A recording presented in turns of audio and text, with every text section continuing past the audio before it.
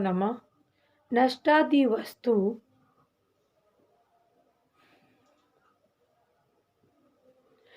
मनोविज्ञान शास्त्र की सहायता के बिना केवल प्रश्नकर्ता की दृष्टि मात्र से ही नष्ट वस्तु के स्थान आदि का बोध कराया गया है।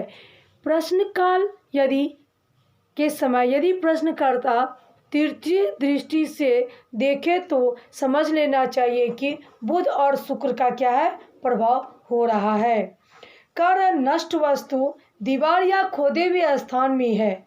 ऊपर की ओर दृष्टि हो तो आकाश, घर के किसी ऊंचे स्थान, आला, छत आदि में समदृष्टि हो तो समान भूमि में हो। नीचे की ओर देखते हैं तो समान भूमि में गिरा हो। तो यदि प्रश्नकर्ता प्रश्नकालीन लग्न में सूर्य या मंगल हो अथवा इनमें से कोई भी बलवान हो तो लग्न से समझ में आ जाता है कि नष्ट वस्तु घर के किसी ऊंचे स्थान, चौबारा, शाला, अलमारी का खाना, छत आदि में है। यदि बलवान राहु अथवा शनि लग्नवर्ती हो, लग्न को देखने से नष्ट वस्तु भूमि में गड़ी हुई हो, फर्श के नीचे और किसी के कोने में है तो शेष ग्रहों के जानना चाहिए। ग्रहों की दृष्टि पर विचार करना चाहिए। जो प्रश्न के माध्यम से हमें जानना चाहिए कि किसका प्रकोप है क्या नहीं है। पित्त, वात, कफ की ये 3 धातुएं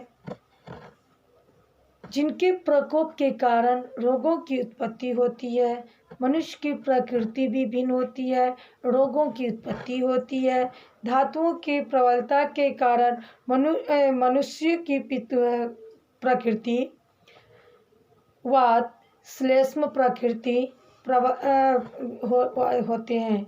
इन 3 धातुओं का क्या होता है मिश्रण होता है। मनुष्य धातु सम होने के कारण समान प्रकृति के होते हैं। क्षोभ के कारण, अव्यवस्था के कारण रोगों की उत्पत्ति होती है। भारतीय और यूनानी चिकित्सा पद्धतियों का द्वारा मान्य है कि हिंदू प्रणाली का वात, पित्त, कफ धातुओं पर है। यह दोनों का प्रधान अंतर का द्योतक है। चाहे कुछ भी हो, धातु द्वारा रोग निदान कम से कम बहुत दूर पूर्व ऋग्वेद काल तक ग्रहण किया जा सकता है।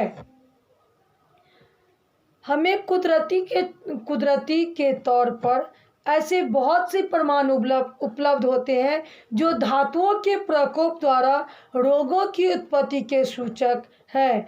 इन्हें वातकृत आदि ऐसे पद मिलते हैं जिसका अर्थ है वायु के प्रकोप के कारण उत्पन्न रोग। चिकित्सा शास्त्र जाने बिना ग्रहों द्वारा रोग निदान, रोग का कारण, मनुष्य की प्रधान प्रकृति आदि जानने के लिए ग्रहों की धातु पर विचार करना चाहिए। जन्मकालीन लग्न अथवा प्रश्नकालीन लग्न के साथ जिस ग्रह का संबंध होता है उस ग्रह की प्रकृति के अनुसार जातक प्रश्नकर्ता की प्रकृति होती है। यदि एक से अधिक ग्रहों का संबंध हो तो उनमें से बलिष्ठ ग्रह की प्रकृति जाननी चाहिए। जन्मकाल और प्रश्नकाल में रोग कारक ग्रह की जो धातु हो उसके प्रकोप से रोग की उत्पत्ति होती है। यदि अधिक ग्रह रोग कारक हो तो उनमें से बलिष्ठ सारे धातुओं के प्रकोप से रोग उत्पत्ति होती है। यदि शुभ ग्रह रोग कारक हो तो शुभ कर्मों द्वारा रोगों की उत्पत्ति करना चाहिए, समझना चाहिए। और यदि पाप ग्रह रोग का कारक हो तो पाप कर्मों द्वारा रोगोत्पत्ति कहना चाहिए। यदि शुभ और पाप दोनों ग्रह रोग कारक होते हैं तो शुभ और पाप कर्मों द्वारा रोग की उत्पत्ति होती है।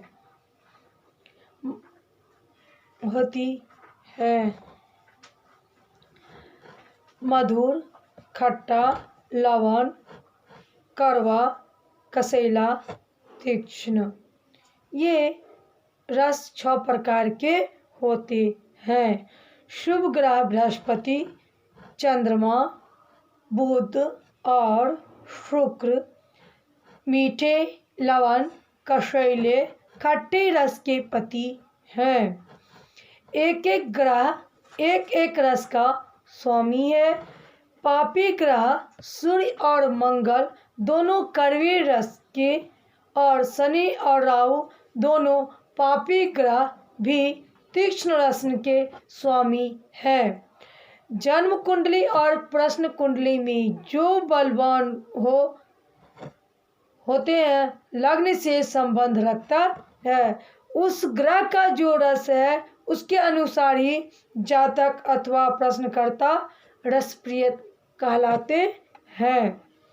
गर्भिणी के दोहद आदि के रस का अनुमान इसी व्यवस्था से लगाया जाता है। किसकी वस्तु का हरण हुआ, कोई वस्तु नष्ट हो गई या मुट्ठी में कोई वस्तु ढक रखी है, कोई वस्तु की मन में चिंता हो, जीव कोटि, मूल कोटि, धातु कोटि में किस वर्ग का है इसका निश्चय करना चाहिए। धातु मूल जीव आदि संज्ञा है। धाम्य और अधाम्य, धाम धातुओं में स्वर्णादि तेजस पदार्थ और अधाम्य धातुओं की मृत्तिका, पत्थर और अतेजस पदार्थ क्या होते हैं, शामिल होते हैं। धातु ग्रह शनि, चंद्रमा, राहु का लग्न के साथ संबंध हो तो प्रश्न धातु संबंधी होते हैं।